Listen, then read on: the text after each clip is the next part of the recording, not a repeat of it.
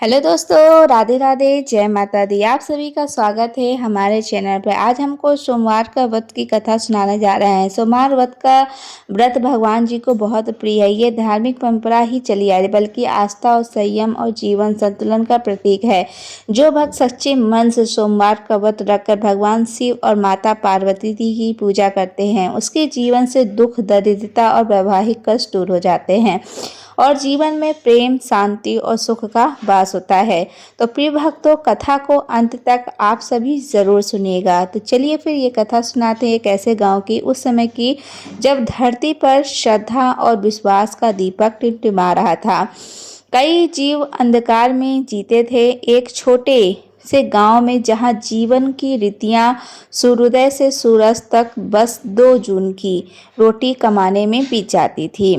वहीं एक दुखिहारी कन्या भी रहती थी। उसका नाम था गौरी। एक टूटी फूटी झोपड़ी में सिमटा हुआ था। उसके पास कहने को अपना कोई ना था, बस एक बूढ़ी दादी थी जो खांसी की पीड़ा से हर पल जूझती रहती थी। गौरी के ओठों पर कभी पूरी मुस्कान नहीं खिली थी। आंखों में सदा एक गहरी उदासी का सागर लहराता रहता था। वो ना जानती थी कि श्रृंगार क्या होता है, ना जानती थी कि पेट भर कर भोजन क्या होता है।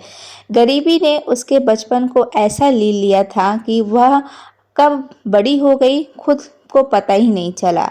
उसके पास ना तो रेशमी वस्त्र थे, ना सोने के लिए चांदी के आभूषण थे, ना उसके तन पर बस एक मैली फटी पुरानी साड़ी रहती थी जो मुश्किल से उसका तन ढंग पाती। गांव के लोग उसे दुखिहारी कहकर ही पुकारते थे और यह नाम उसकी पहचान बन गया था। कभी कभी कोई दयालु स्त्री उसे झूठा खाना या बासी रोटी दे जाती थी और वहीं उसके लिए किसी अमृत से कम न होता था। हर रात वह अपनी दादी की पुरानी खाट पर फटे हुए कंबल में सिकुड़ कर सोती थी और सपने में भी उसे अपनी भूख सताती थी। पर इन सब अभावों के बीच उसके जीवन में एक ही चीज़ थी कि जो उसे हर पल शक्ति देती थी, उसका अटूट विश्वास, उसका भोलेनाथ पर अखंड विश्वास। हर सोमवार, चाहे कितनी भी कड़ाके की ठंड हो, चाहे शरीर भूख से कितना भी टूटा हो, गौरी भोर में सो के उठती थी और वो गांव के कुएं के एक छोटा सा घड़ा लेकर पानी भरती थी और उस पानी को लेकर गांव के बाहर स्थित पुराने खंडहर जैसे शिव मंदिर की ओर चल पड़ती थी। रास्ते में गांव की स्त्रियां उसे देखती और फुसफुसाती, देखो फिर चल, इसी से पेट भर जाएगा क्या? अरे यह पखंड है, सब मेहनत करे तो 2 रोटी कमाएगी। भले भोलेनाथ भी ऐसी गरीबन को सुनेंगे क्या? यह कटु वचन गौरी के कानों में मधुमक्खियां की तरह गूंजती थी, पर वे चुपचाप अपनी राह चलती रहती थी। उसकी आंखों में एक अजीब सी दृढ़ता थी। वह मंदिर पहुंचकर हाथ जोड़कर उस शिवलिंग पर, जिस पर कई जम चुकी थी, धीरे धीरे जल चढ़ाती, उसके सूखे हाथ खिलाती और मन ही मन बोलती, हे मेरे भोलेनाथ, मैं जानती हूँ कि आप मेरी सुनेंगे। या लोग क्या जाने कि मेरा तो आप ही सहारा हो, मेरा विश्वास हो, आप मुझे कभी अकेला नहीं छोड़ेंगे, कभी नहीं। यह शब्द उसके लिए केवल शब्द नहीं थे, वे उसकी सांसें थीं, उसका जीवन थे। एक दिन की बात है कि गौरी उसी तरह जल चारा चरा रही थी और एक बूढ़ा पंडित जो कभी कभार मंदिर में आता था, उसे देखकर बोला, बिटिया, इतनी श्रद्धा है तुझ में, पर यह गांव वाले क्यों तेरा उपहास करते हैं? गौरी की आंखों में आंसू आ गए। वे बोली, पंडित जी, वे कहते हैं कि इस सब से क्या मिलेगा? 2 वक्त की रोटी तो मिलती नहीं, क्या भगवान ये सब देखकर प्रसन्न होंगे? पंडित जी मुस्कुराए और बोले, बेटे, भगवान भूखे का पेट भी भरते हैं और श्रद्धा की प्यास भी बुझाते हैं। तेरा विश्वास ही तेरी सबसे बड़ी दौलत है। तू मत घबराना कि भोलेनाथ अपने भक्तों का हाथ कभी नहीं छोड़ते। पंडित जी ने इन शब्दों ने गौरी की ओर बल दिया। वो उस दिन घर लौटी तो उसका मन कुछ अधिक शांत था। उसकी आंखों में एक नई चमक थी, जैसे किसी ने उसके मुरझाए हुए मन में उम्मीद का बीज बो दिया हो। समय बीतता रहा। गौरी की दिनचर्या में कोई बदलाव नहीं आया। हर सोमवार वह जल चढ़ाती, हर बार उसे उपहास सहना पड़ता। उसकी जवानी दहलीज पर खड़ी रहती और गांव के लोग अब उसकी शादी को लेकर भी बातें करने लगे थे। कौन देगा अपनी बेटी ऐसी गरीब को? अरे ये तो जीवन भर भूखी ही मर जाएगी, इसके नसीब में कहाँ सुख है। यह सब बातें सुनकर गौरी की दादी को हृदय भी कांप उठता था, रोने लगती थी। पर गौरी बस चुपचाप सुनती रहती थी। उसे इन बातों से दुख होता था, पर वो जानती थी कि उसके पास इन सब का जवाब देने के लिए केवल एक ही शक्ति है, उसका विश्वास। एक दिन गांव में साधारण से परिवार थे जो बहुत अच्छे थे। उन्होंने गौरी को देखा, उसकी नम्रता और सेवा भाव से सहारा उन्होंने अपनी बात रखी। उनके बेटे के लिए गौरी का हाथ मांगने आए थे। यह बात सुनकर पहले तो गौरी को विश्वास नहीं हुआ। उसकी दादी की आंखों में पहली बार खुशी के आंसू झलके थे। बेटा, क्या सच में भगवान ने हमारी सुन ली है? गौरी का हृदय भी एक अनजानी खुशी से भर गया था। उसे लगा जैसे बरसों की तपस्या का फल मिलने वाला है। गांव वाले भी हैरान थे कि अरे, इस दुखिहारी की भी शादी होगी। लगता है कि इसके भोलेनाथ ने सुन ली है। कुछ लोग प्रसन्न थे, कुछ को तो यह बात हजम ही नहीं हो रही थी। गौरी को लगा कि अब उसका जीवन सच में बदलने वाला है। उसने अपने भोलेनाथ को मन ही मन धन्यवाद बोला। सगाई की रस्म हुई और विवाह की तिथि भी निश्चित हो गई। लेकिन गौरी का मन कल्पनाओं में के पंख लगाकर उड़ने लगा था। उसे अपने घर संसार सपने आने लगे थे। एक ऐसा घर जहाँ कोई ताना ना दे, कोई भूख से ना मरे, जहाँ उसे प्रेम मिले, सम्मान मिले। वो पहली बार अपने लिए भविष्य के सुनहरे सपने बुन रही थी। वो रोज सुबह उठकर पहले से भी अधिक उत्साह से शिव मंदिर जाती और जल चढ़ाते हुए कहती कि हे भोलेनाथ, आपने सच में मेरी सुन ली है। अब मुझे विश्वास है कि आप मुझे कभी अकेला नहीं छोड़ेंगे। मेरे जीवन को अब आप ही संवारेंगे। पर नियति ने तो कुछ और ही खेल रचा था। विवाह के दिन नज़दीक आ रहे थे और अचानक लड़के वालों की तरफ से एक खबर आई, जिसने गौरी और उसकी दादी के पैरों से तले जमीन खिसका दी। लड़के के माता पिता, जो पहले बड़े ही सरल स्वभाव के प्रतीत होते थे, अब अचानक ही बदल गए थे। उन्हें गांव के कुछ ईर्ष्यु लोगों ने गौरी की गरीबी के बारे में चारा दिया था। उन्होंने कहा था कि अरे, तुम तो अपने बेटे की शादी एक भिखारिन से कर रहे हो। उसके पास ना तो दहेज है, ना कोई जायदाद है। कल को यह तुम्हारी बहू बनकर तुम्हारे घर आएगी तो तुम्हारा नाम मिट्टी में मिल जाएगा। यह बातें उसके मन के घर कर गईं और पहले तो उन्होंने बहाने बनाने शुरू किए, फिर खुलकर बोल ही दिया कि इस शादी को नहीं कर सकते। उन्होंने मान सम्मान चाहिए था, जो एक गरीब कन्या से कहाँ से लाती। विवाह के ठीक एक दिन पहले लड़के वाले गांव में आए और साफ साफ कह दिया कि हमारा बेटा इस लड़की से विवाह नहीं करेगा। हमें ऐसी भिखारिन बहू नहीं चाहिए, जिसके पास पहनने को ढंग के कपड़े तक नहीं हैं। यह बातें सुनकर गांव में सन्नाटा छा गया। गौरी के पैरों तले जमीन खिसक गई। उसकी दादी दहाड़े मारकर रोने लगी। हे भगवान, यह तूने क्या किया? मेरी बिटिया कब क्या कसूर था? गांव वाले भी इस घटना से स्तब्ध थे। कुछ लोग गौरी की दया पर तरस खा रहे थे तो कुछ अपनी पुरानी बातों को दोहरा रहे थे। कहा था ना कि ऐसी गरीब इनकी कोई नहीं सुनता।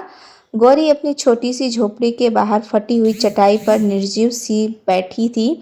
उसकी आंखें पथरा गई थी। उसके अंदर का सारा विश्वास, सारी उम्मीद रेत के महल की तरह ढह गई थी। उसे लगा जैसे दुनिया का सबसे बड़ा दुख उसके ऊपर आ पड़ा हो। उसकी आत्मा कराह उठी थी। भोलेनाथ, आपने मुझे भी अकेला छोड़ दिया, मेरा क्या होगा? उसके मन में हाहाकार मच गया। वो फूट फूट कर रोने लगी और कहने लगी। उसके आंसू रुकने का नाम ही नहीं ले रहे थे। उसका हृदय चित्कर उठा था।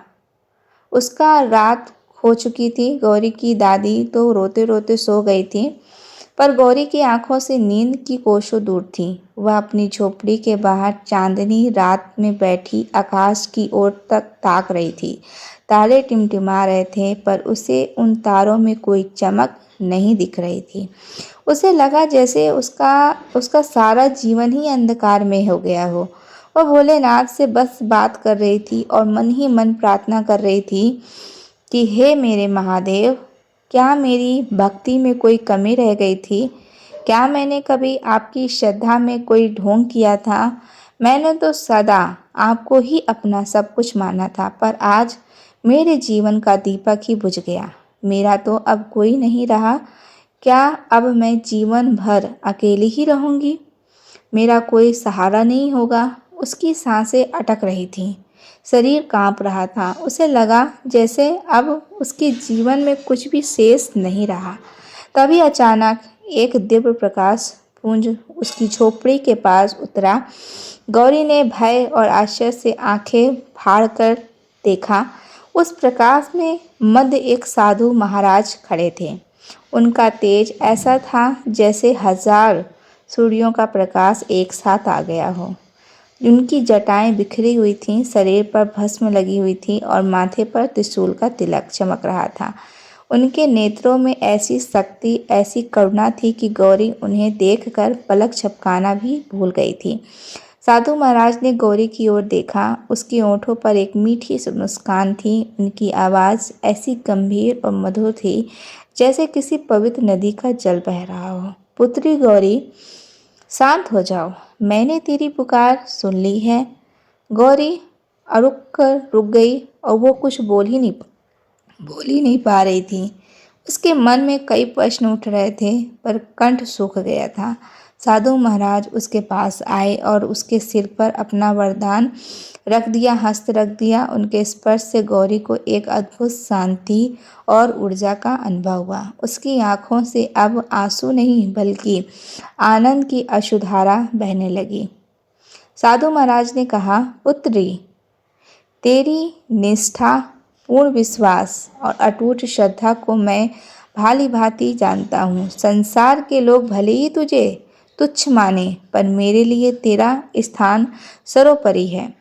तेरी भक्ति ही तेरी सबसे बड़ी पूंजी है और मैंने आज तक अपने किसी भी सच्चे भक्त को कभी निराश नहीं किया है। तूने कहा था ना कि मेरे भोलेनाथ मुझे कभी अकेला नहीं छोड़ेंगे।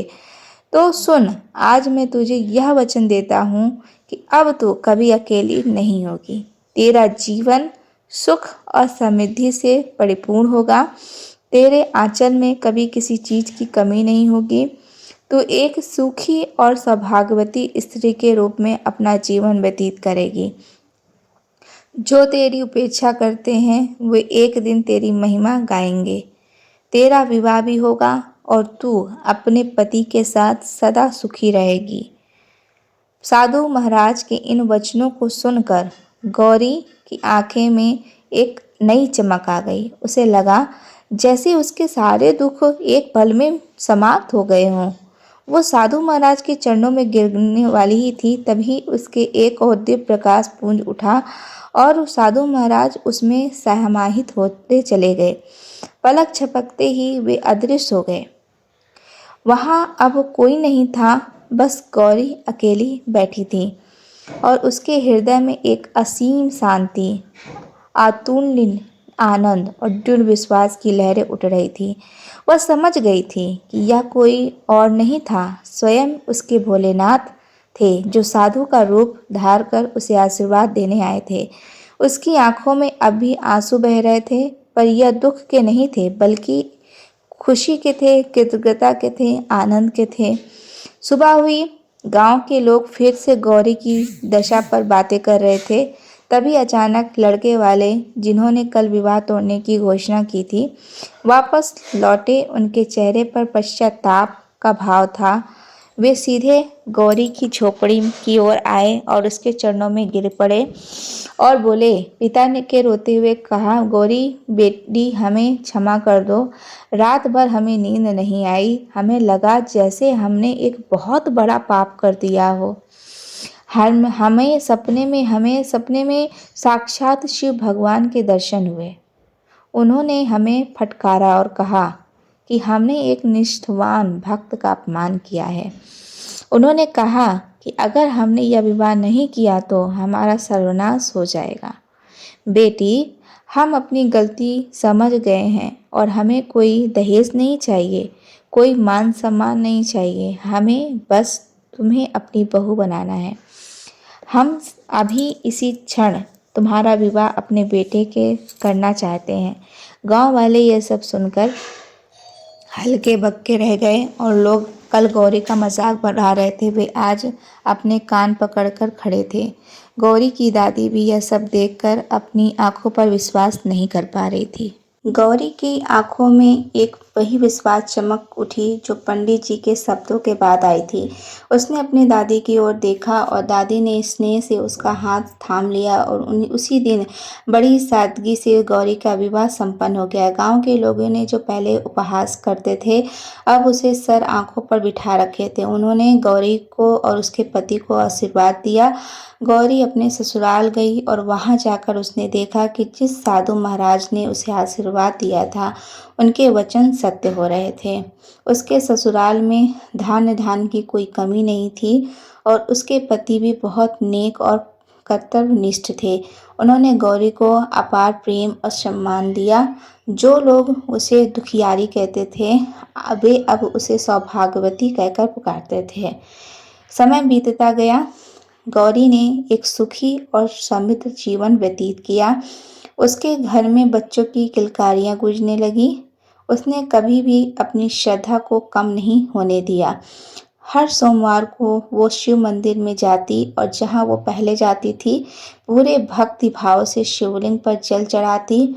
और अब गांव के लोग उसे देखकर हंसते नहीं थे बल्कि उससे प्रेरणा लेते थे। वे कहते थे कि इन गौरी की भक्ति में ही ऐसी शक्ति थी जिसने भगवान को भी धरती पर आने पर मजबूर कर दिया। गौरी अपने जीवन के हर सुख में अपने भोलेनाथ को याद करती। उसे सदा वो रात याद आती जब निराशा के गहरे सागर में डूबते हुए उसे दिव्य प्रकाश मिला था। वह जानती थी कि उसके भोलेनाथ ने उसे कभी अकेला नहीं छोड़ा। वे सदा उसके साथ थे, उसकी हर मुश्किल पर उसके सहायक थे। उसका जीवन इस बात का जीवन प्रमाण बन गया था कि यदि हृदय में सच्चा विश्वास हो तो भगवान अपने भक्तों की पुकार अवश्य सुनते हैं। यह कथा सदा सदा के लिए अमर हो गई और एक ऐसी कन्या की गाथा जिसके अखंड विश्वास ने स्वयं महादेव को पृथ्वी पर आने पर विवश कर दिया। तो ये थी कथा, यहीं पर समाप्त होती है। अगर आप सभी को पसंद आई होगी तो कमेंट सेक्शन में हर हर महादेव लिखकर जरूर जाइएगा। वीडियो को लाइक कर दीजिएगा, चैनल को सब्सक्राइब कर दीजिएगा। राधे राधे दोस्तों, जय माता दी।